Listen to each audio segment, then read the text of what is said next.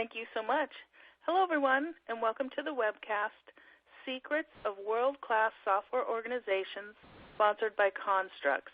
I'm Tracy Cook with adtmag.com, and I'd like to thank you all for joining us. Before we begin, let me take care of a few housekeeping details. Please feel free to type your questions into the Ask a Question box on the console at any time during the presentation. We'll address as many of your questions as we can during the live event. The webcast is being recorded and will be archived for future viewing, and we'll send you an email when the replay is available, and that should be in approximately 24 to 48 hours, and you can access the replay using the same link you used today. And now on to the webcast. I'm really excited to introduce Steve McConnell.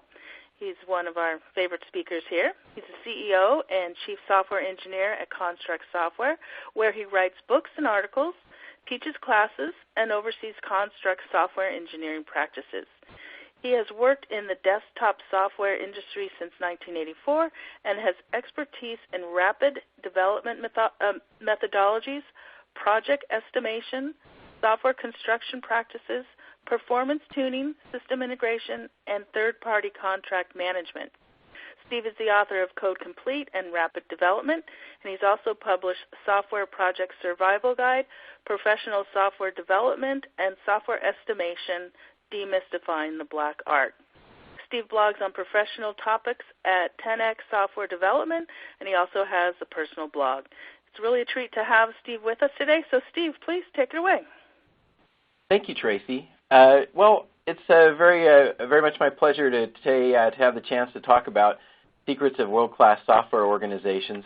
I think there are a lot of potential different views of what might make for a world-class software organization.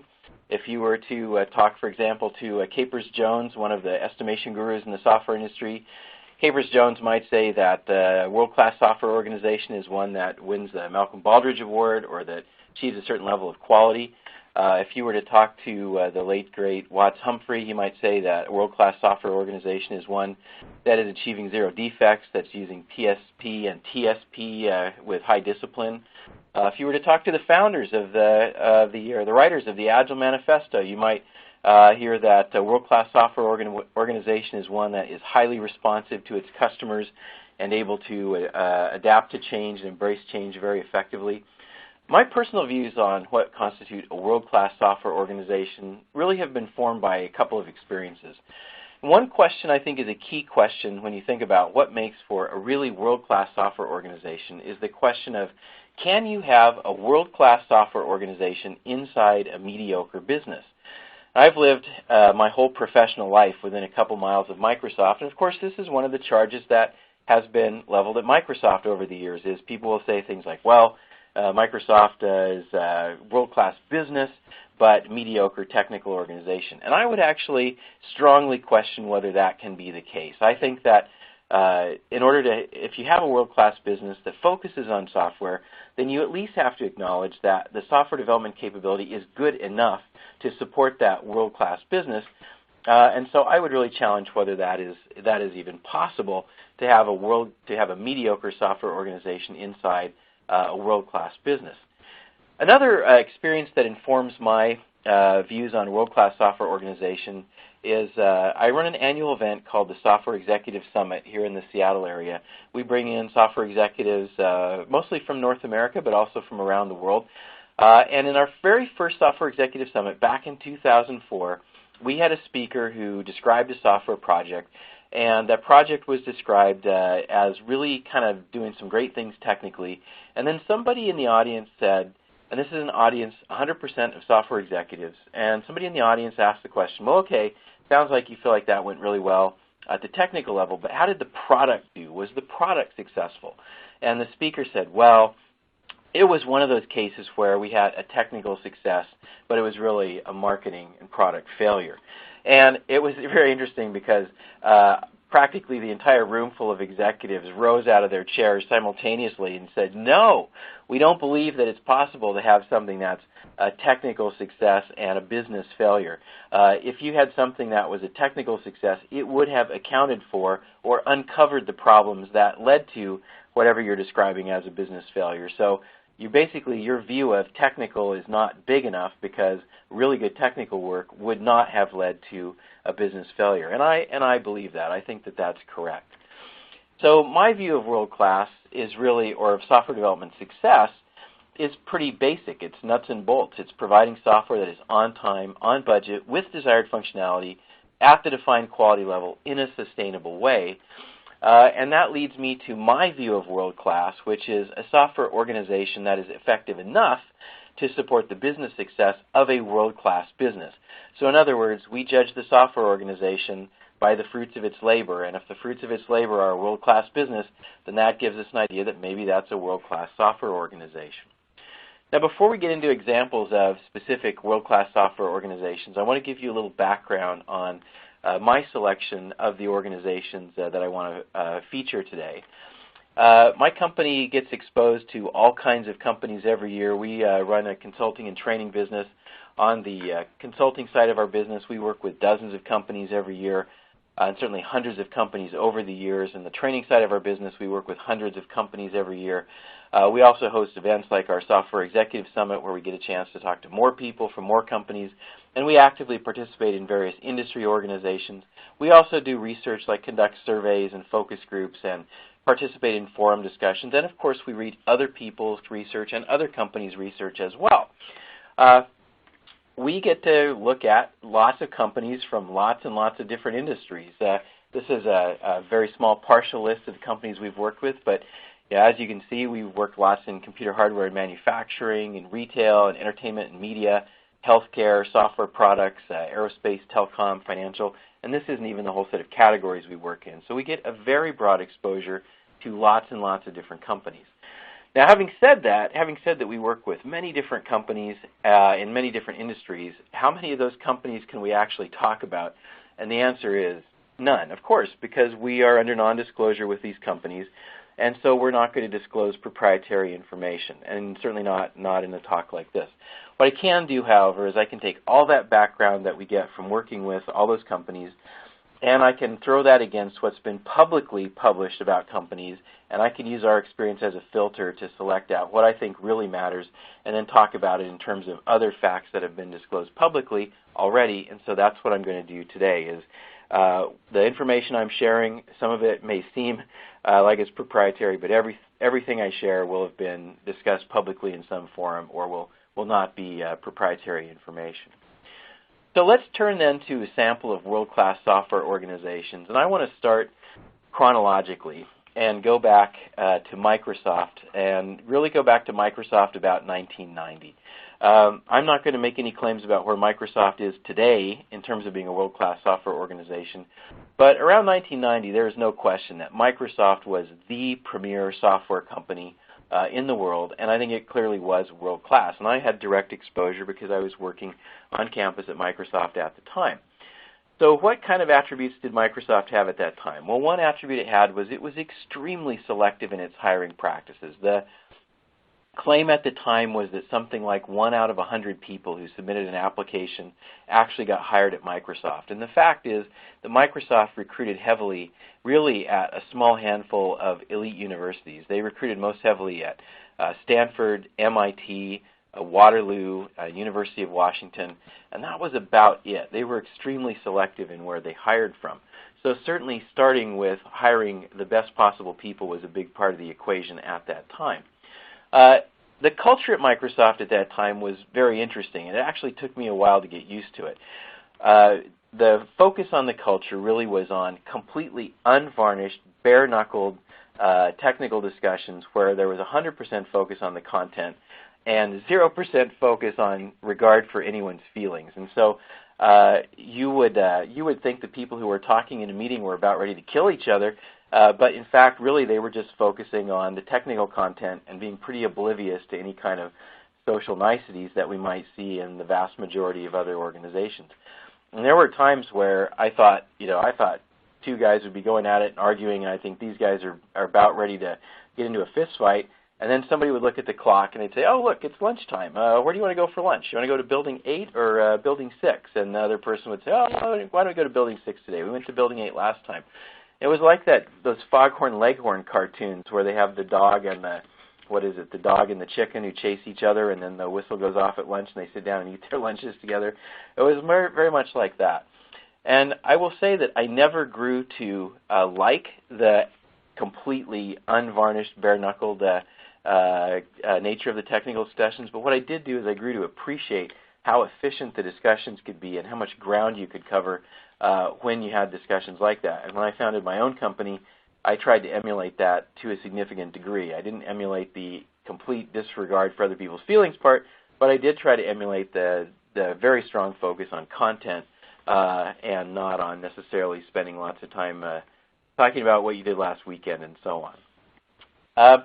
Of course, in this era, Microsoft was very process-oriented and spent a lot of time on documentation. No, I'm just kidding. It was absolutely the opposite.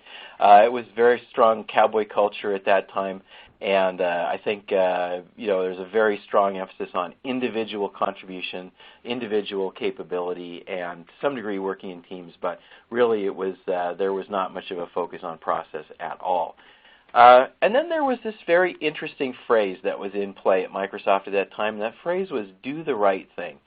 And the effect that this phrase had was you'd be in a meeting and people would be talking about different technical approaches, and they'd be talking about the ins and outs of it, and there'd be one approach that might be vastly simpler to implement and take way less time and support a quicker time to market.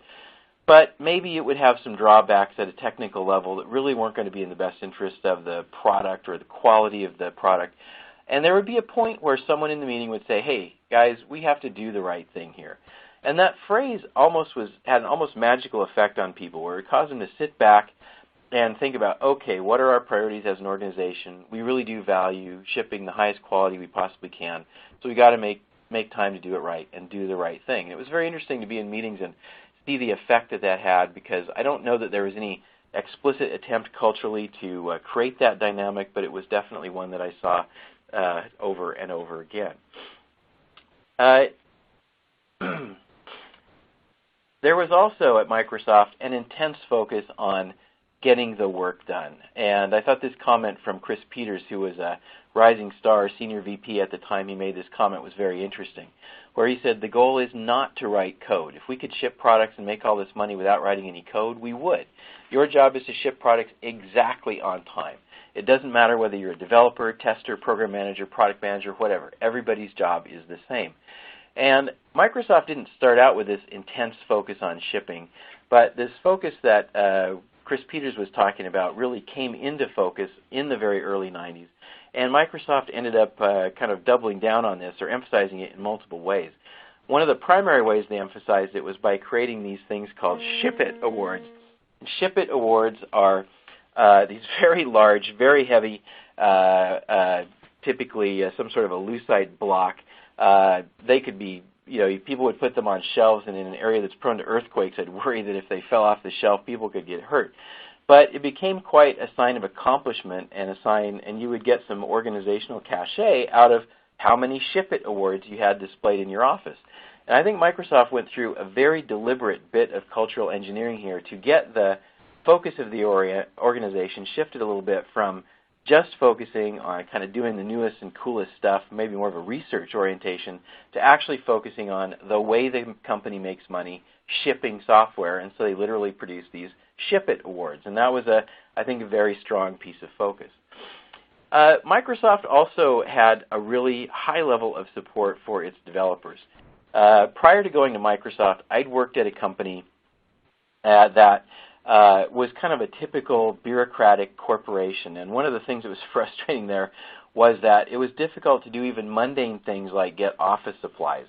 So if you needed a pad of Post-it notes, for example, I was working on the 8th floor. I'd have to go up to the 9th floor, and there was a cage with a person inside the cage and all the office supplies. And you would say, I would like a pad of Post-it notes. And they would say, what is your job code number? And you'd say, I don't know. And then you'd have to go back and ask your boss what your job code number was. And then you'd go back up to the floor and you'd ask them for the Post-it notes again with your job code number, and they would give you the pad of Post-it notes. And now 15 minutes later, you can resume working after finally getting your one pad of Post-it notes. In contrast, when I went to Microsoft, I was astonished to find that they had supply areas on every floor that had all the supplies you could conceivably want. They had pens, they had Post-it notes, they had backup tapes, they had basically anything that you could possibly want. And it was just open. There was no person standing there trying to write down your job code number or gatekeeping it. It was just available. So what had taken 15 minutes at my prior organization took me about 10 seconds at Microsoft. And this focus on supporting developers to get work done really was pervasive in the organization at the time. My wife had worked for a company in the same time frame where she had a very difficult time getting a whiteboard. And eventually she got so frustrated she ended up buying her own whiteboard. In contrast, at Microsoft, if you needed a whiteboard in your office, if you needed 2 whiteboards or 4 whiteboards in your office, you'd send email to a certain alias and say, hey, I need a whiteboard.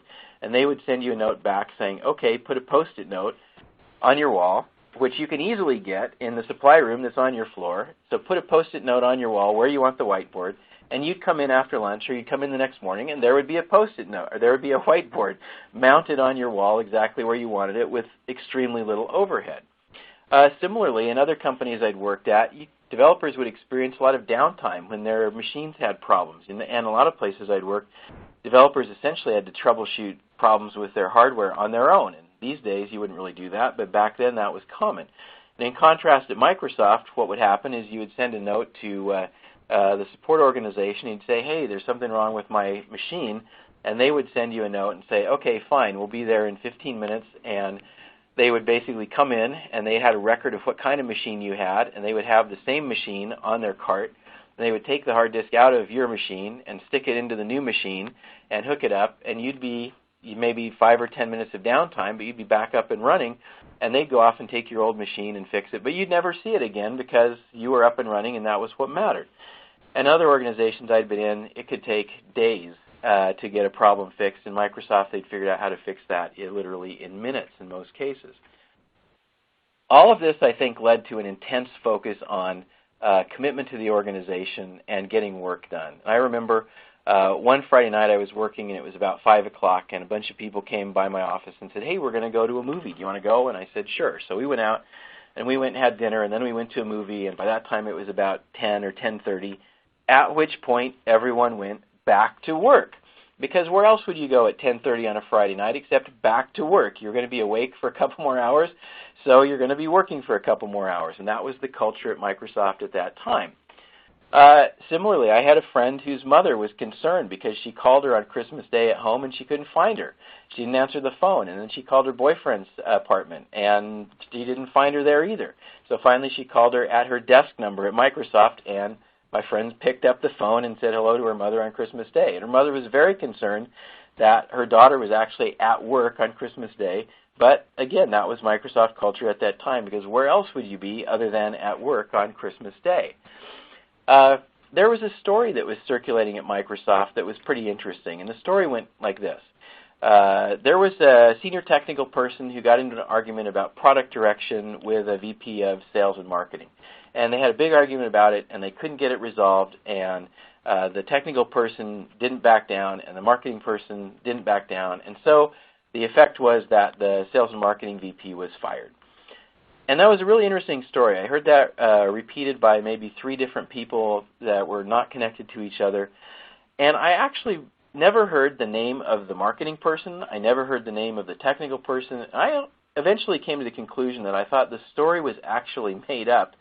But it was made up, I think, as a deliberate piece, again, of cultural engineering to let the technical staff know that if they really felt that there was a direction that was the right direction to go, that it was within their that they were allowed and, in fact, encouraged to try to have the organization go in the direction they thought was the best direction for the organization. So, again, a very interesting and deliberate piece of cultural engineering, I think. And then there was a very interesting story about the OS2 development team. And OS2 was a joint project between Microsoft and IBM. The head of OS2 was Steve Ballmer, who was not the head of the company at that time. And Microsoft was having a hard time keeping up with its schedule part of OS2. And so they had a team meeting with Ballmer, and Ballmer said, hey, what do you guys need? What can we possibly do to support you so that you can meet your schedule? Can we offer you a trip to Hawaii as a reward at the end of the project? What can we do? And the development team came back and said, look, we don't really need a trip to Hawaii, but the thing that's really slowing us down is the fact that we have to go home to do our laundry. And so if there's any way that we could get a washer and dryer put into our building so that we don't have to go home to do laundry, we can just stay at work, that would really help. And I have to say that if you can get to the point where the only thing your development team is asking for is to get a washer and dryer put in so that they never have to leave the office, then I think you've accomplished something extraordinary in terms of buy-in to the organization. But I think it's important to understand that the buy-in that I'm talking about here, going back to work on a Friday night, going into work on a holiday, wanting to stay at work, not even go home to do your laundry, is not something anybody was asking for at Microsoft. It was something people gave willingly because they were bought into the goals of the organization, they were bought into their friend group or their team at Microsoft, and that really made all the difference. Well, that was an example from a time frame of 1990. Let's get a little bit more recent and take a look at a newer company, Google. I think the benefits and perks at Google are well known at this point. They have on-site chefs, Google buses, so you don't have to go with anybody else. There's non-Googleites. They have on-site haircuts. They have on-site dry cleaning, on-site masseuse, on-site car wash, on-site mechanics. Really similar focus to Microsoft in terms of doing everything possible to support people staying at work. And in a lot of ways, I see Google as Microsoft 2.0. Basically learning a lot of the lessons from Microsoft and replicating a lot of the Microsoft experience.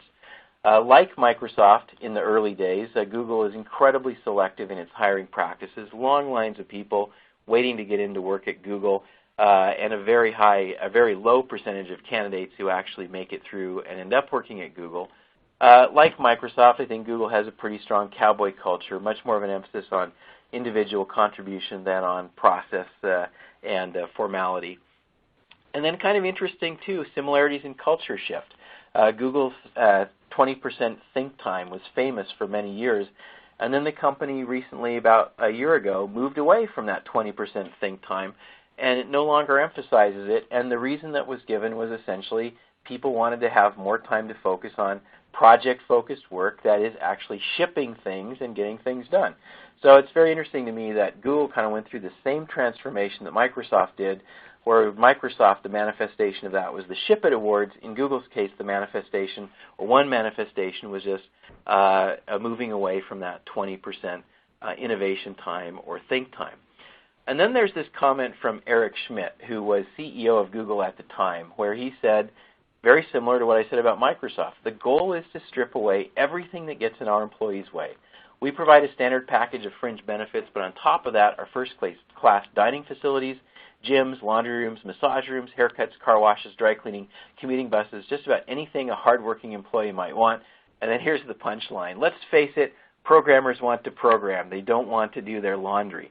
It's almost like they were aware of the OS2 story as they put together their list of benefits and perks and employee supports.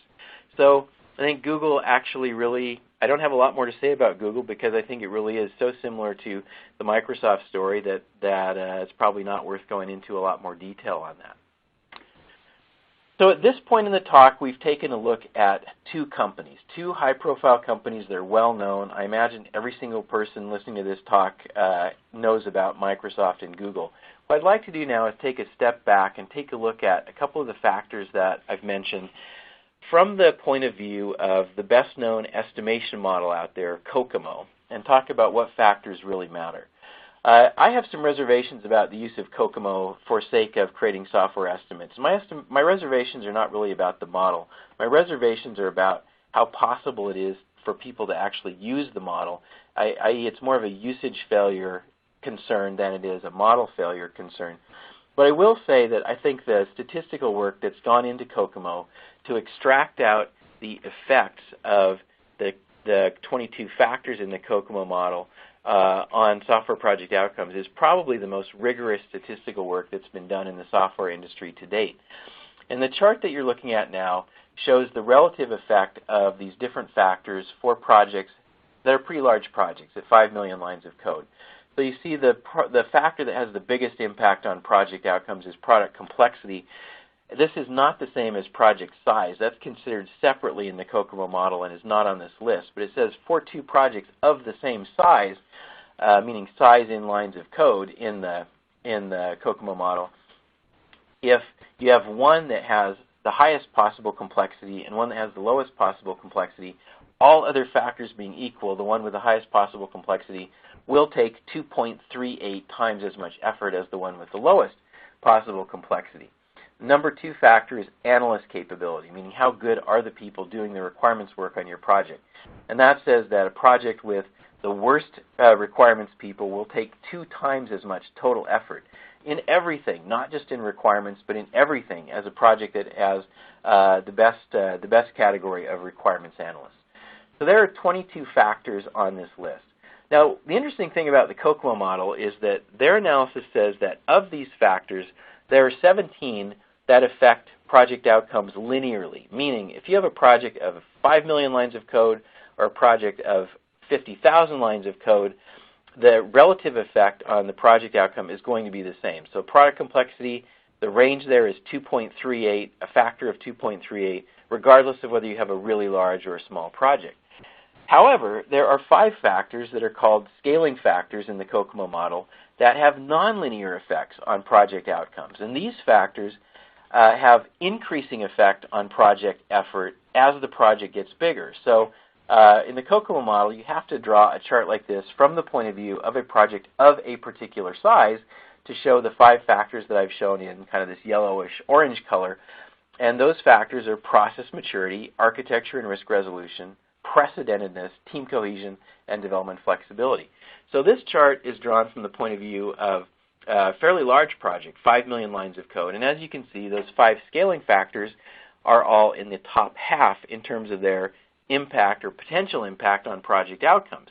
If we redraw that chart from a smaller project size point of view, and let's say use an example of 100,000 lines of code, well now all 5 of those scaling factors are actually in the bottom half in terms of their effect on project outcomes. And so what's interesting about this is you take a look at an organization like Microsoft in its early days or Google in its early days, and you get a lot of people, guys like me, pundits who are enthusiastic about software process, and they'll say, oh, you know, Microsoft, cowboy culture, Google, cowboy culture, you know, how could they possibly be successful? Well, you look at these 2 charts, and you say, when you're at a large project size, process maturity is factor number 3. It matters a lot. But if you're at an early stage of a company, process maturity, in contrast, isn't even in the top half of factors that you should care about. And so the idea that Microsoft and Google in the early stages, when they're still working on pretty small projects, succeeded despite some low process maturity, I think kind of misses the point. The point is, at small project sizes, the factors that matter are things like how good are the people doing the requirements, how good are the programmers, what is the personnel continuity? Do you have low turnover or do you have high turnover? And how many sites are you developing at? Are you developing at one site or are you developing all over the world? Well, you look at Microsoft in the early 90s or maybe Google later on. It's like they focus on hiring the best people. Well, that's toward the top of the list for the Google factors. They're focusing on providing benefits that allow them to retain staff and have high personnel continuity. That's toward the top of the list of Google factors, of productivity factors for small projects as well. They're trying to develop at one site and not have multi-site development. That's toward the top of the list of factors as well. So what this says is that it's no accident that these companies have been successful by focusing on personnel-related factors as they have. And in fact, it probably would be a mistake to try to focus more on process maturity at small project sizes. However, the issue that you run into is small companies that are successful don't stay small. They grow, and their projects grow. And you start out maybe with smallish projects, but as time goes by, you get into bigger projects. And so one of the transition issues that we see very commonly with companies is that the practices that made you successful in the first place are not the only practices that you need to continue being successful as you grow.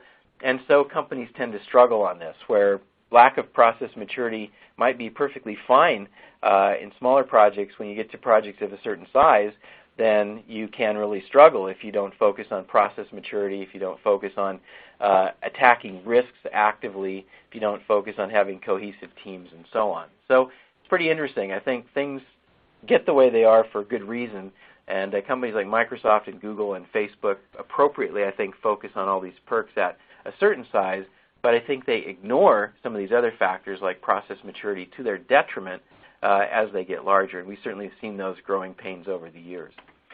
The last point I'd like to make or try to extract out of the COCOMO model is I think it sheds some interesting light on where we need to focus for improvement in software projects. A lot of times companies will try to push responsibility for improvement down to the project manager level, but if you look at these COCOMO factors of what factors actually affect project outcomes, there are very few of these factors that are actually under the control of an individual project manager. And I would say there are 3 of those, which are shown in blue on this chart. There are certain factors that are basically uncontrollable at all. They're handed to you by the nature of the work that you're doing. Product complexity, if you're developing embedded real-time software, you're going to have high complexity, and you can't not have high complexity unless you get into a different line of work. Same thing for execution time constraint. Certain kinds of software are going to require a high execution time constraint. You have real-time software that controls the analog brakes on your car. That's got an execution time constraint. You're going to have that affecting your project unless you get into a different kind of work. So I think the red factors are largely uncontrollable. And what that leaves is the orange factors, and these are the factors that are controllable on software projects, but really not at the individual project level, only at the organizational level. And I think the important takeaway from this view of the COCOMO model is that if we're going to improve our software capability as an organization, we really have to attack it at the organization level and not just assume that individual project managers have the ability to make much progress on improved software practices at the individual project level. Well, and then I think it's also kind of interesting to talk about another focus when we talk about processes. I had an interesting conversation with an executive that I respect a few years ago where we were talking about what really affects productivity. And his comment was, well, the difference between highly productive people and not highly productive people really is about what process they use, isn't it? Isn't it about how effective their processes are, even whether it's team process or personal process? And at some level that kind of makes sense, but I think when you look at it, it really is not the case at all.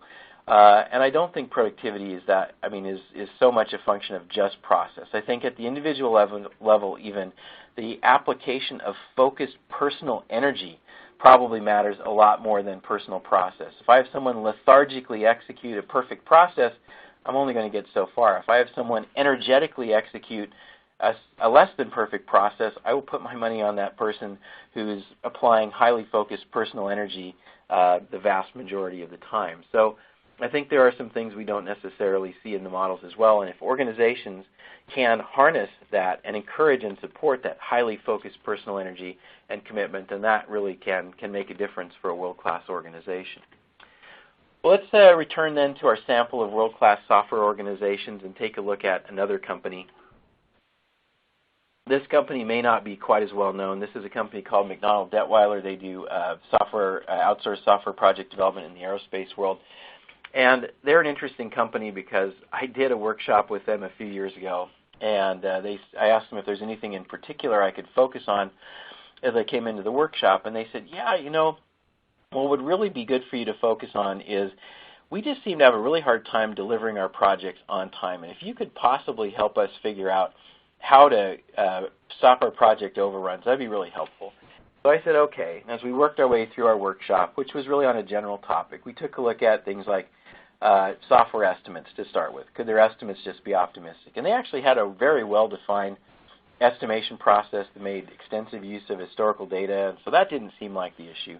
And so I thought, well, maybe the issue is project management. A lot of companies will take their good technical people and, quote, promote them into project management roles without training them, and that can be pretty ineffective from a project management point of view. And so it turned out that that's not what they were doing at all. What they were doing was actually taking people who showed an aptitude for project management and then actually providing pretty extensive training for those people as well as mentoring, so that wasn't the issue. They actually had really good project management. So then I thought, well, maybe it's quality issues. A lot of times organizations will kind of rush through upstream work and then think that they're doing fine, but if they're not paying attention to ongoing inspections or testing or whatnot as they go, sometimes they can have a lot of latent quality issues that don't show up until late in the project, and that can be destabilizing. So we talked about that, and it turned out they were one of the more rigorous organizations I'd ever seen. They actually tracked defects from the beginning of the project, meaning early requirements time all the way through to the end.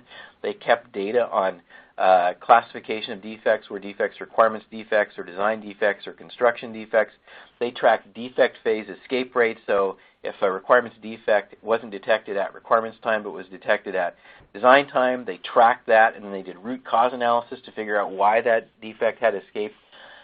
So as we got toward the end of the workshop, I got to a point where I had to say, not only can I not figure out why you guys are having such terrible schedule problems, this organization to me looks like one of the best run organizations I've ever seen. Just how much of a problem are your schedule overruns anyway? And they said, well, we're probably being a little hard on ourselves because we do deliver 97% of our projects on time, on budget, with intended functionality. But we just can't figure out how to get that last 3%. And so at that point, it was time to take a step back and say, do you realize how good you actually are at this? And frankly, they didn't. They didn't realize that they were as good as they were. And in their world, the only acceptable number was 100% on time, on budget, with intended functionality. And so they actually were highly self-critical. And that's a pattern that I've come to identify with high-performing organizations as well. I think the highest-performing organizations I've seen have all been pretty strongly self-critical and relentlessly trying to figure out how to do things better. The opposite is also true. Some of the worst-performing organizations I've seen have been the least self-critical or the most complacent, or will pat themselves on the back and think that they're really good, think that they're much better than they are. And so I think that's an interesting pattern to observe. I'd like to take one more interlude before we finish our sample of world-class projects. And I want to talk just for a minute about this very interesting book, Discipline of Market Leaders. And this book is interesting because it says that market-leading companies have to do pretty well on 3 dimensions. They do well on operations, so efficiency of operations, quality of their work, making sure that they're paying attention to how they're spending their money, really just operational concerns. So that's one area. Second area is product leadership, and we might think of that as innovation, being the company that actually is the company that always has the newest and coolest and most appealing offerings. And then the third area is customer intimacy, that is having a close relationship with your customers, understanding your customer needs super well, having high customer loyalty because the customers have a high affinity with your product and so on. And what's interesting about Discipline of Market Leaders is that it says that companies have to do okay at all 3 of these, but they're only going to excel in one of these areas, and then they will suffice in the 2 other areas. And I think if you want to be a world-class software organization, you really have to think about which area do we really want to excel in, and which areas are we willing to just suffice in. And if you go back to the examples that I've talked about, we actually can see some differences already. I think McDonald Detweiler clearly was excelling in the operations area. They were incredibly buttoned down and excellent in that regard. Microsoft in the 90s, I think people outside Microsoft, some may see it differently, but in my view, from the inside, I think it really was product leadership. They really viewed themselves as a highly technical organization doing the most leading-edge technical work they could, and so we're an example of that. And I think if you're listening to this talk, you might ask yourself, which category would you put your company in, and is there any way to make that stronger and also to make sure that you're sufficing in the other 2 areas? All right, so let's return to our last handful of world-class software organizations, and we'll leave a little bit of time for questions. The third from the last organization I'd like to talk about is the NASA Software Engineering Lab. This was an organization at the Goddard Space Flight Center that was an extremely process-oriented organization. They were regarded as one of the leading most sophisticated software process organizations in the world. They were the first organization to win the IEEE's Award for Software Process Achievement, and really kind of a leading organization in that time frame. What's interesting about this incredibly process-focused organization is they published a list of their top do's and don'ts. And take a look at this list of do's from this incredibly process-focused organization. The first do is create and follow an SDP. The second is empower project personnel. Isn't that interesting from a process-oriented organization? Minimize bureaucracy, also very interesting from a process-oriented organization. Also, foster a team spirit. I mean, so interesting to see in a list of top do's in a process-oriented organization, foster a team spirit, and then finally, start the project with a small senior staff. They're not talking about doing intensive analysis or data or number crunching. They're talking about the importance of the people on the project and the importance of having them be senior and start with a small kernel of a team that you can then build up. And I just think it's fascinating to take a look at this organization that has been regarded as one of the leading software organizations in the world, and to see that they're still focusing very strongly on the people aspects of the work that's done in that organization. Boeing, I think, is an interesting one, and Boeing is a huge organization. I'd say there are certain pockets that are definitely not world-class, but there are certain pockets that definitely are. One of my favorite stories about a highly effective group within Boeing was the 777 project, where they'd been working on the software, the flight control software for the what at the time was the new 777 airplane. And they were about 18 months into what was planned to be a 5-year or 60-month schedule. And they'd been tracking their progress using a number of different metrics, but one that they were concerned about was test case, a metric focused on test cases. And 18 months into the project, they determined that it looked like they were going to have about a 5% overrun. And so they took corrective action at that point. They added some people to the test area, which was the area that was seen as being a little bit behind, and then they trimmed a small amount of functionality, and they proceeded to deliver on time at the 60-month mark 5 million lines of safety-critical flight control software with high quality, on time, on budget, with intended functionality. I think what's interesting about this story is, number one, of course, this is a very long project, and it came in on time. That's interesting in itself. It's also interesting that they were able to identify that they needed to take corrective action so early in the project, 18 months into a 60-month project. And at an intuitive level, our reaction might be, well, gee, of course they came in on time, because if you're going to take corrective action 18 months into a 60-month project, then of course you can make a difference so that you can actually deliver on time. And that's true, yet how many examples have we seen over the years of organizations that will not acknowledge that they have a problem until they're very, very deep into the project, and they wait to a point where it is too late to take meaningful corrective action. And so far from taking corrective action that early in the project being a knock against the story, I actually think it's one of the strongest points of the story, is that they were confident in the data that they were using, confident in their tracking, and actually then took meaningful corrective action. So, very, very effective organization. In my time at Boeing, there was an interesting phrase in play at Boeing that I think was similar to the Microsoft phrase of do the right thing. And that phrase was, if you can't find the time to do it right, where are you going to find the time to do it over?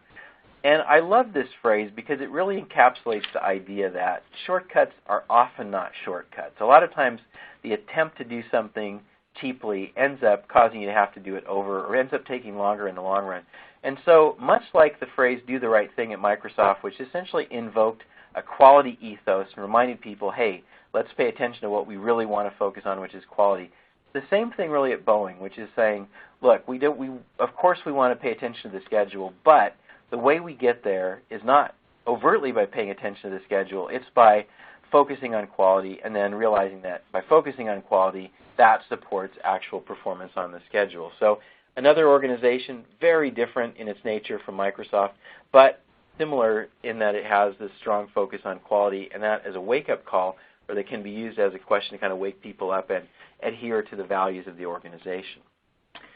All right, one last organization I'd like to look at, and then we'll kind of sum up and see what generalities we can conclude, and that is Symantec. And Symantec I include in this list not because it's as high profile as some of the other companies, but because it is so distinctive in some of the practices that it uses. One of the interesting practices at Symantec is the use of something they call UFOs, or uncommitted features of opportunity. And the idea behind a UFO is that developers are assigned to work on their projects, and they have a set of tasks they're supposed to complete. Completing those tasks get you a certain amount of credibility in the organization, but what really gets you credibility is completing an uncommitted feature of opportunity, or a UFO. And your reward for finishing your assigned work is that you might get to work on essentially uncommitted work, or the UFOs, and then there's some strong organizational cachet that goes with having delivered one or more UFOs over the course of a project. And that's pretty interesting, really. The reward for doing good work is the opportunity to do more good work, and I think that actually is a common theme across organizations. Symantec also has the interesting practice. We've worked with hundreds of companies over the years. I can think of exactly 2 companies we've worked with that have had this particular discipline in place. And that discipline is that as they consider changes in a product concept that's pretty well pinned down, and the development side of the organization is considering the cost and schedule impact of the change, the discipline they have that's unusual is that the sales and marketing organization also has to consider the effect on their sales quotas for any particular change. So once they've committed to a feature set, if they're going to change the feature set, the impact on the development staff is considered. But in order for that change to be considered at all by the business, the sales staff has to commit to a higher level of sales. And that's extremely unusual. It's very logical, but it's extremely unusual in our experience to see organizations that actually have that kind of balanced approach. Another interesting aspect, and I think unique aspect of Symantec, is the idea that promotion for technical staff at Symantec is based on, in part, on having a portfolio of product wins.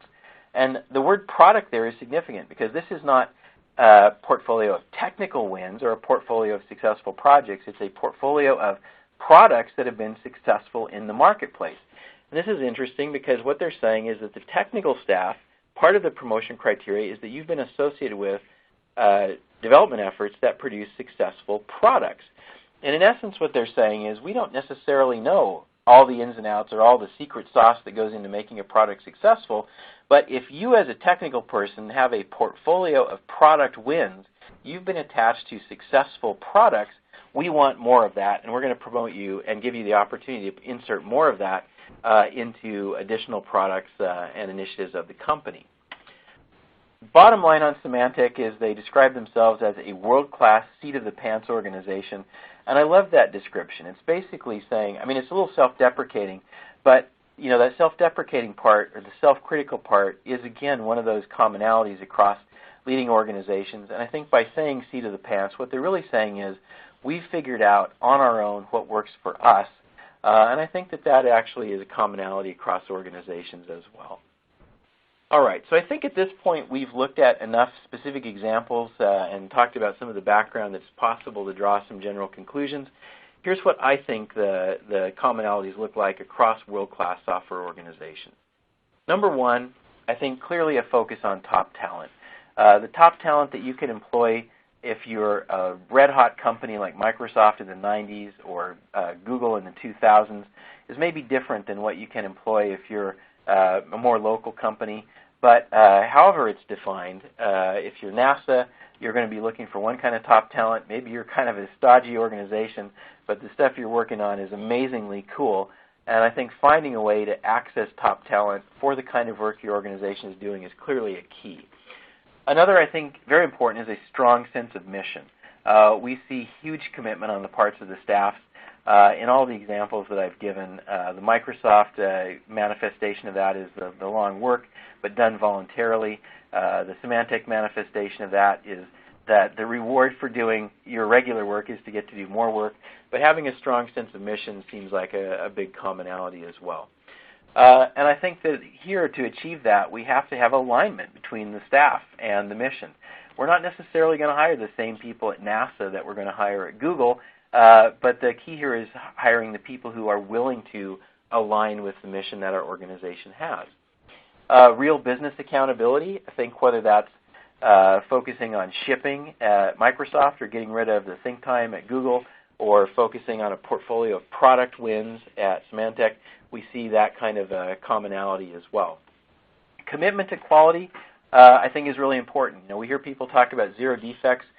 I don't like zero defects as a general concept because getting to high quality for safety-critical software is a different matter than getting to high quality for business-critical software. But I think that it's important for technical staff to feel like they're part of an organization that is focusing on quality, defined in an appropriate way for the kind of software that that organization is developing. And I think that varies from NASA to Microsoft to Symantec and so on. Frequent introspection, learning from mistakes, clearly very important. As I said, I think one commonality of leading organizations is a lot of them don't realize just how good they are. And then I think, interestingly enough, standard practices becoming highly adapted to the local environment.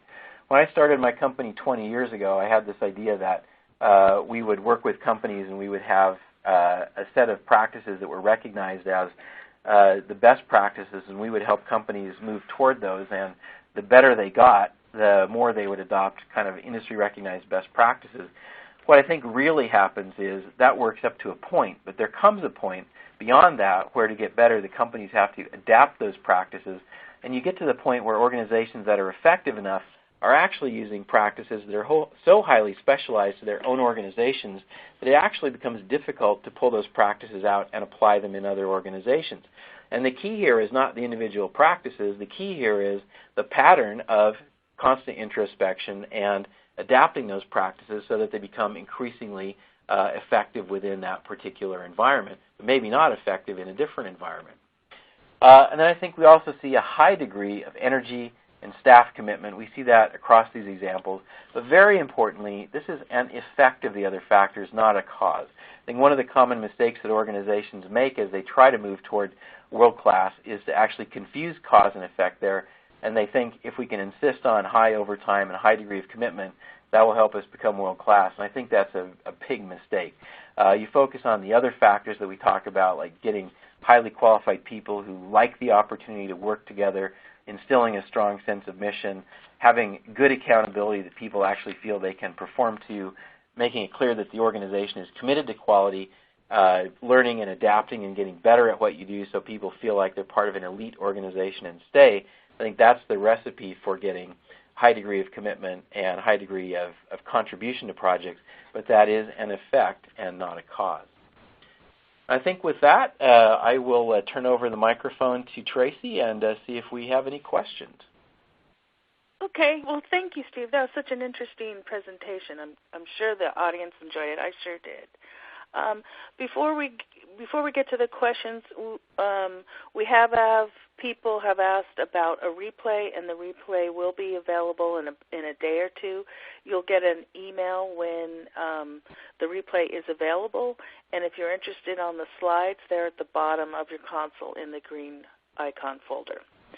So I wanted to get that out to everybody. All righty, let's see what we have here.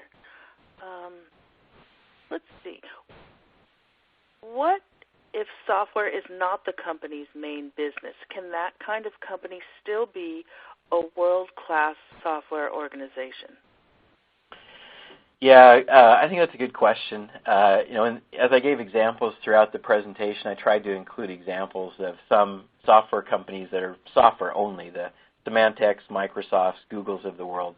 And then there, I think, are some that are not primarily software companies, so Boeing in particular and NASA as well. I do think that there are challenges that come up when software is not the main business of the company. If software is the main business of the company, you tend to have people who are in high leadership positions in the company who understand software, have a background in software, and value the things that software can bring to the organization. If you get companies that are maybe more traditional mechanical engineering or manufacturing or chemical engineering or something like that, you do sometimes run into cases where the organization doesn't necessarily prioritize software as its main business. And you even hear what we'll hear people say sometimes, we're not a software company, we're a manufacturing company or something like that.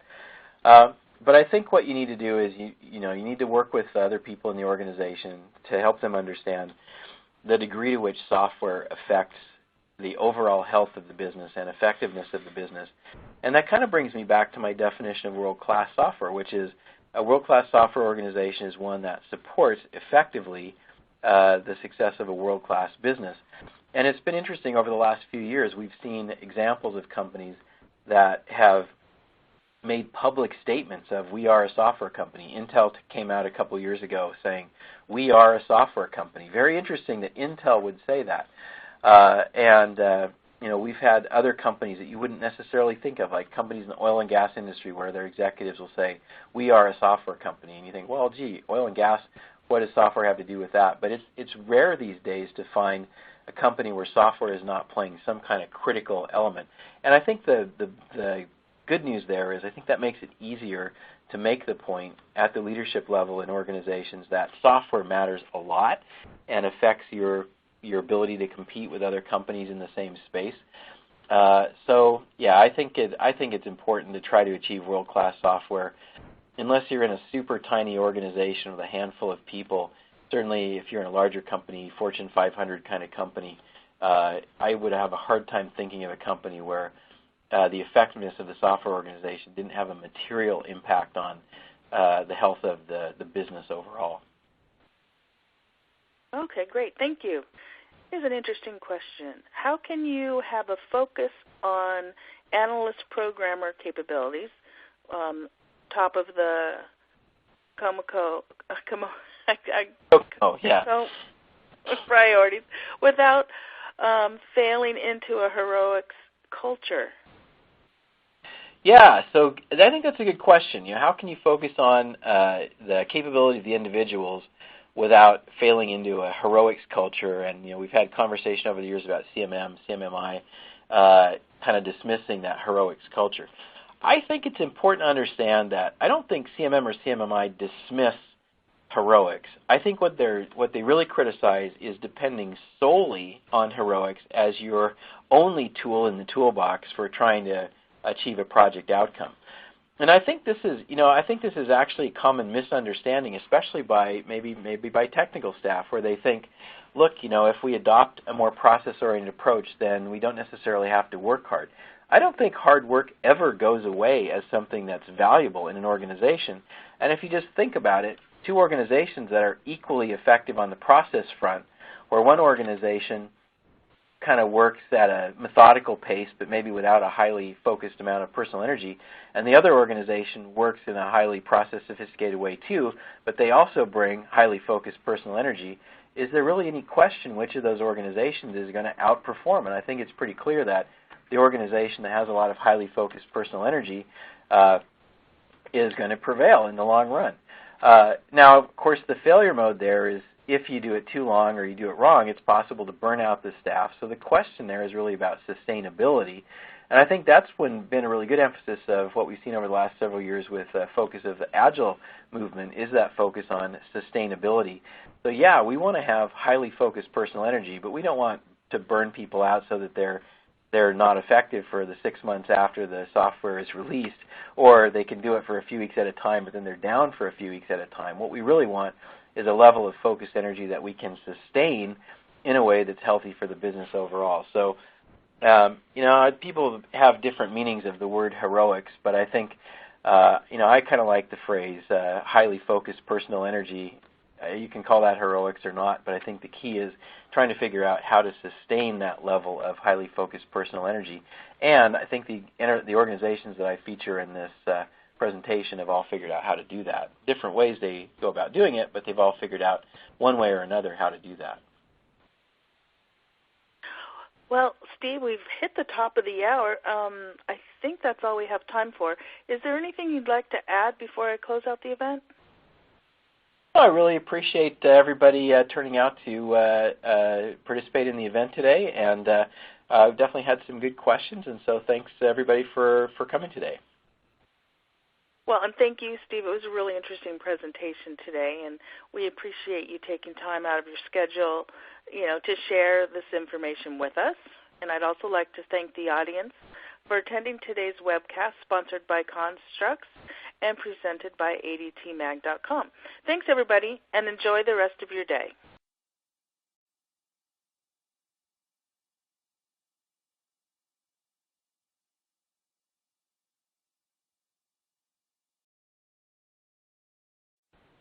Thank you so much. Hello, everyone, and welcome to the webcast, Secrets of World-Class Software Organizations, sponsored by Construx. I'm Tracy Cook with adtmag.com, and I'd like to thank you all for joining us. Before we begin, let me take care of a few housekeeping details. Please feel free to type your questions into the Ask a Question box on the console at any time during the presentation.